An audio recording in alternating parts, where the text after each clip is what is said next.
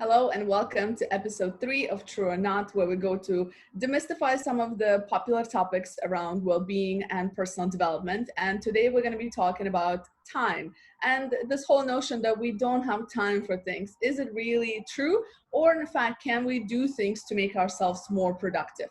And as always, we're looking to have some science-based approach to this. So we want proven methods, right? We want reality. So Ivan, kick us off with talking a little bit about science. So when we think about the brain, the human brain has two parts that are constantly competing to know who is right. It's kind of an on marriage situation. The unconscious part of the brain, the one that includes the pleasure centers and the liking of instant reward, and the other part is the prefrontal cortex, the more evolved part that helps us reflect and plan actions. When the unconscious part wins, which is often in fact, the result is putting off for tomorrow what could and should be done today.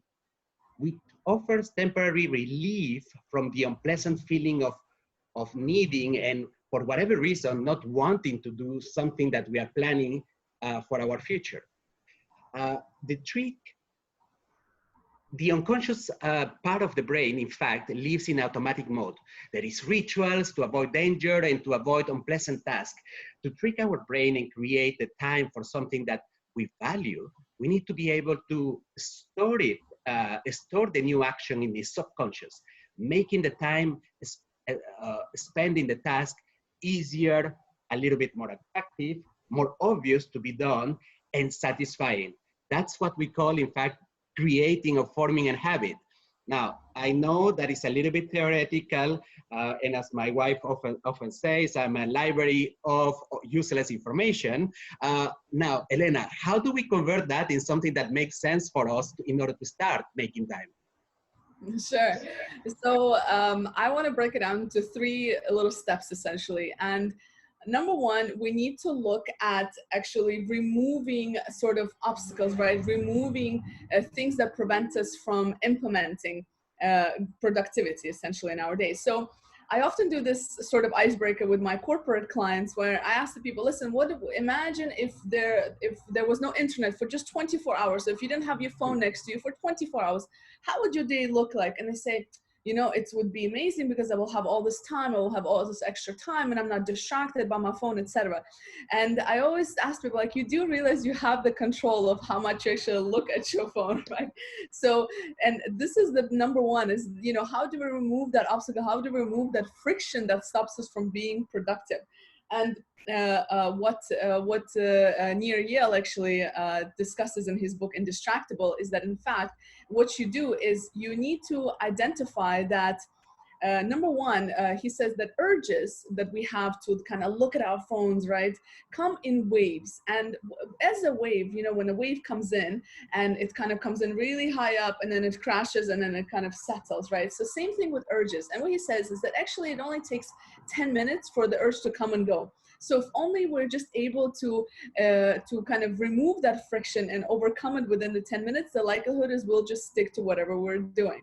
So how do you actually do that? Is let's say you are you wanting to look at your phone. So take a moment and say you can look at your phone, but later, not now.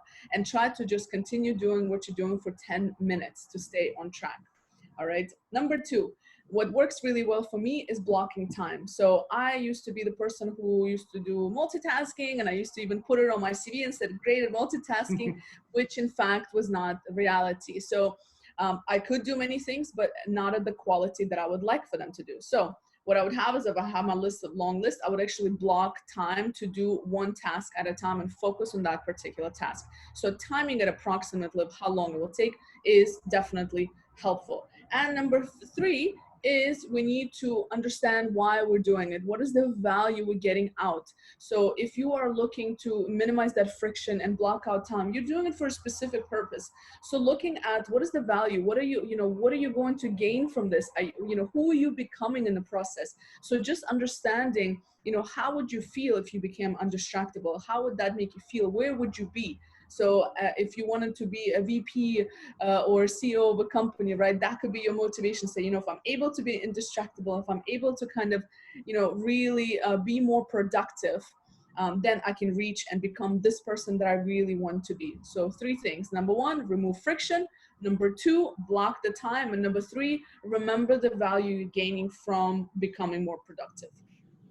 This is great. In fact, what I have noticed is all what we have is time. Time is continuous, time is constant. How you spend the constant stream of time is a reflection of who you are, of your personal values. For instance, if you don't exercise, doesn't mean that you don't value it. It might mean that your life is not as value-driven as it could be. So this is it for today. What do you think, Yes. Elena? Yes, and there's no such thing as you don't have time. We need to make time and be more productive. Thank you, and see you next week then. See Bye. you.